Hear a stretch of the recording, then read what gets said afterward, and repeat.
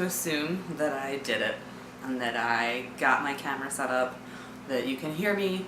I wish that I was outside, but there's just cars going by and lots of noise in the background. And I don't have a fabulous microphone on my camera so far, so I'm just going to hope that it all works out okay.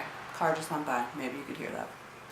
It has been hot as hell the last 2 weeks. I live in Maryland and it's been super duper humid, awful outside. I managed to go on 2 runs this week and a long hike and basically just ended in a coating of salt. But the reason that I am starting this video series is I'm trying to change a habit every week. So I've been doing this for a couple weeks and I figured that I needed a place to start my video journey and this looked like a good place. So I'll give you a little bit of background about myself, where I'm coming from. A couple years ago, I was 205 pounds. I would love to insert a picture here. Imagine insert picture. And I decided I was really tired of being tired and feeling like crap and hating myself and waking up every day feeling gross and awful. And so I decided to make some changes and I lost about 30 pounds on a meat eating diet, and it was very restrictive and I only ate a certain number of calories a day. I think it was like 1650. And I just felt so much better afterwards because I was skinnier, but I knew that I hadn't drastically changed, I guess, my overall energy levels, and I hadn't quite gotten to where I personally wanted to get to.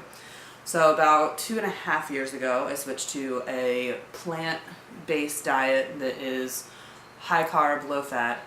I will give a lot of credit to Freely the Banana Girl, who one or two of my snow days, I'm a teacher, I sat and watched, I think, every single video she ever put on YouTube.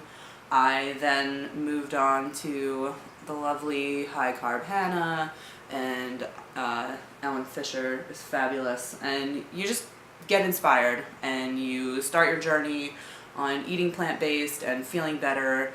And my skin is a million times better. I feel like now I can eat the amount of food that I want to feel comfortable, and I'm not constantly worried about, oh my god, am I going to be able to button my pants the next day? I eat more now and have to do very little maintenance. That being said, I was so bad this winter. Like, December came, I was like, we're just going to eat all the cookies. I would make myself vegan cookies. I don't even make cookies. I don't like sweets that much. But I figured, oh, I'm going to Christmas parties, I'll make cookies.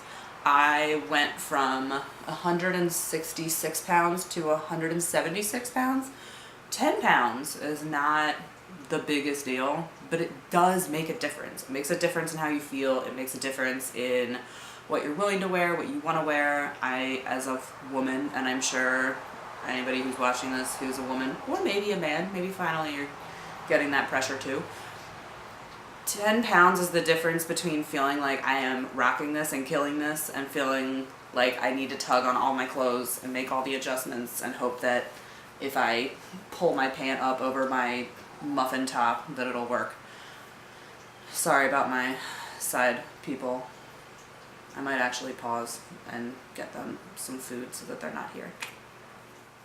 Okay, so we will hope. Okay, I think I got it. If the angle's a little off, whatever, life. So, I also, after my December where I gained my 10 pounds and I felt like this isn't where I want to be, I did make a small effort. I got back down to like 168. And again, it's not like, or actually no, it's about like 170. It's not that this is the biggest thing in the world or I feel like, oh my god, I have so far to go. But I just still don't quite feel wonderful, and I want to.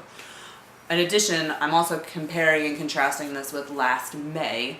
I decided to try and eat entirely unprocessed, and I did that for a month, and I found it was very easy at the time to keep my calories where I wanted them, which was a little bit suppressed so that I could get ready for summer. And I got down to 155 and I felt like a rock star. I hate using all these numbers because that's not the end game, but I'm trying to give you a full picture. I'll start there. But I just didn't prepare this year. I went like, spring, spring, spring, have fun, look at all the beautiful things coming, eat, not crazy or anything. Ooh, the end of the year is coming. Teachers get done work every day and they want to go get a margarita, and I also would love a margarita, and then there's free chips with that margarita. And here we are, it's now July, and I'm like, I haven't done anything to really give myself a summer makeover. Not that that's really what I care about, but I'm trying to, instead of overwhelm myself, do this in steps. And this is where the core of why I'm making this video is. Also, sorry, I talk a lot with my hands and awkwardly. Is I'm trying to change one habit every week. So it occurred to me that a lot of people try to come up with these shock things to do to their system, and it inevitably fails. This goes for people who say they want to be vegan and they throw everything in their house out that has any dairy or eggs or whatever, and then they're like, this is the hardest thing I've ever done. Well, yeah, you went from like doing a lap around the gym to trying to climb Mount Everest. Like, take time, build habits. So I'm trying to build some long-term sustainable habits that will help me stay in that wow, I feel awesome zone for longer. So 3 weeks ago, I decided that I was going to stop eating after 8 p.m. Some people might not have any issues with that, and sorry, I had to stop. There might be some very awkward breaks in the beginning of this video. I have 2 cats, Charlie and Mario, and they just think that everywhere is their play area, and Charlie was just about to knock my lovely new camera on the ground, and I did my little calm tap. That didn't work, and then I was going to murder him, so I stopped and we moved him off so that everybody avoided stress and murder. Okay, so I was saying that one of the first things that I did was I wanted to stop eating after 8 p.m. If you eat at night and it doesn't affect you, you're awesome. I'm so jealous. I found that every night I would just plan my meals out crappy, and I would eat a dinner at like 4 or 5, and then I'd be starving again at 10 p.m. And my late night eating isn't like, oh, I had a little sandwich and where I had some soup that I made. It's like I eat everything in my kitchen like I'm on a game show. It's terrible. So that was my first thing. I thought like 8 p.m. was a reasonable cutoff. If I felt like I might get hungry later, I could eat something at 7:30 and then I wouldn't be starving. The next thing that I did was I added a little workout routine every morning. And when I say little, I mean super little. Again, this is not going from 0 to hero. If you have like a Couch to 5K app, awesome. That's perfect. I already walk a ton. My neighbors probably think that I'm crazy because I walk up and down my street. They don't show me that they think that I'm crazy. They actually walk alongside me and we have good conversations, but they see me every day. I live on a dead-end street. It's like a mile down and a mile back. I walk it at least once a day. I hike frequently. I try and run when I can. So what I wanted to add in for me that made sense was adding in a little bit of weightlifting and some push-ups. So every morning I do a different circuit for my biceps, triceps, some core work, which is usually a plank and some weighted side bends and some push-ups. So like those 3 things, it takes 5 minutes to do. There is at no point could I be like, I just can't do these 10 bicep curls. Like, make it easy. Make it something that's not going to make your life awful.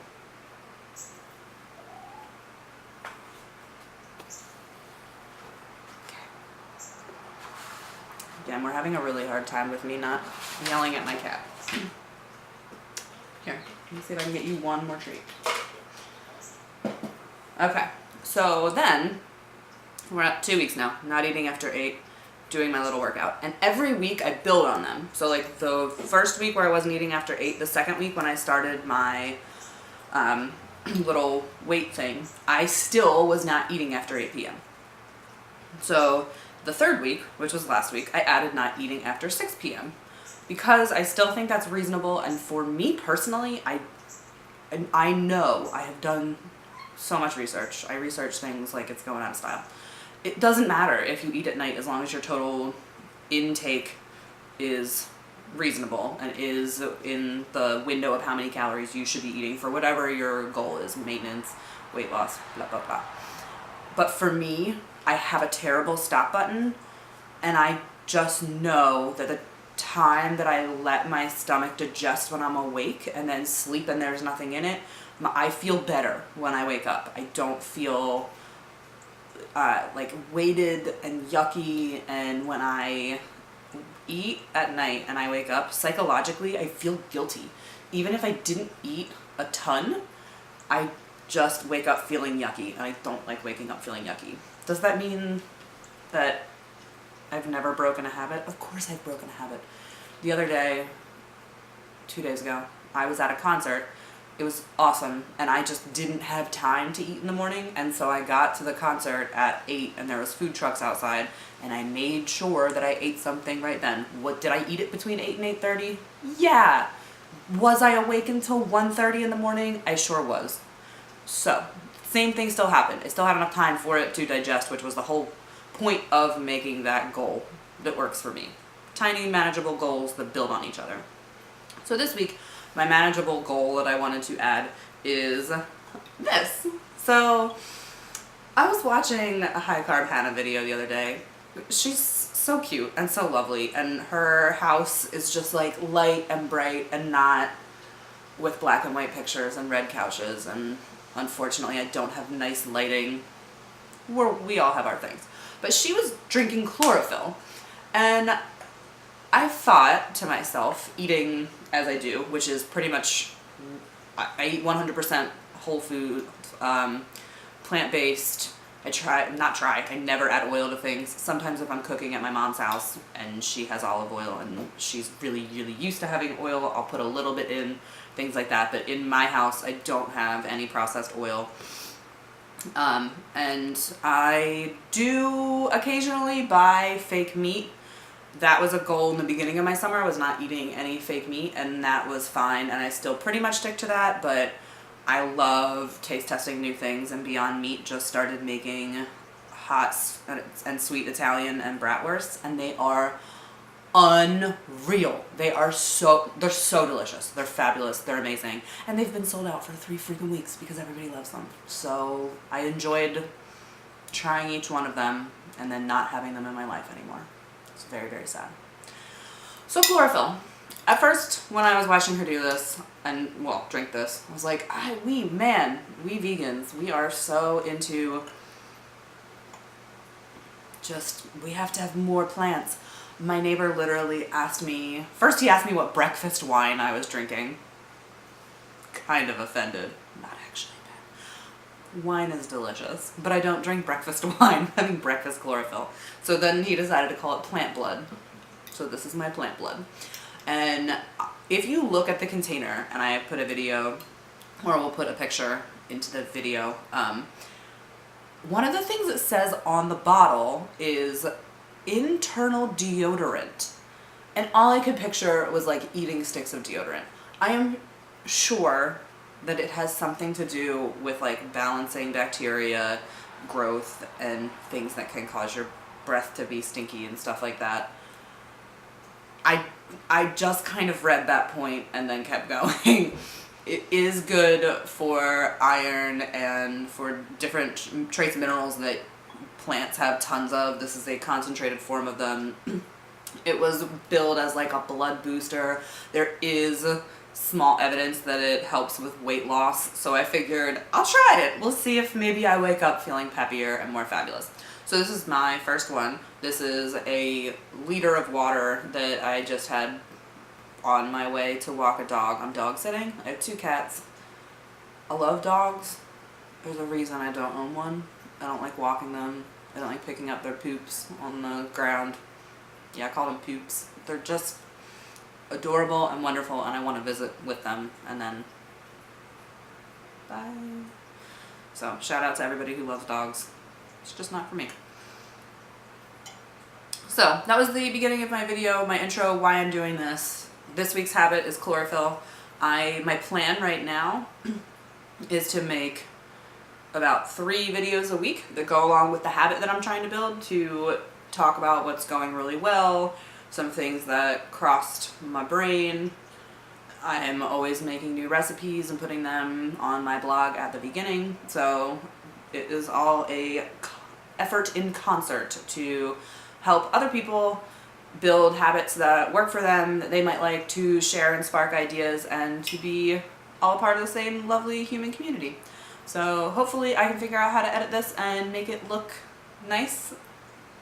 Learn new stuff every day, and I look forward to talking to you guys and building positive habits for all of us along the way. Bye!